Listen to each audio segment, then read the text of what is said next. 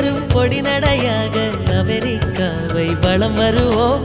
கடல் மேல் சிவப்பு கம்பளம் விரித்து ஐரோப்பாவில் குடி புகுவோம். நம் காதலை கவி பாடவே செல்லியின் வைரனின் கல்லறை தூக்கத்தை கலைத்திடுவோம்.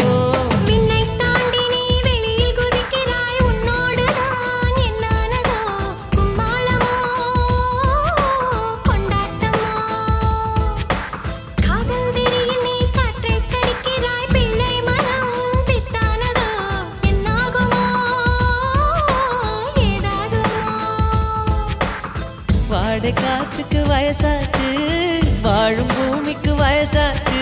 கொடியுகம் போனால் என்ன, காதலுக்கு எப்போதும் வயசாகாது.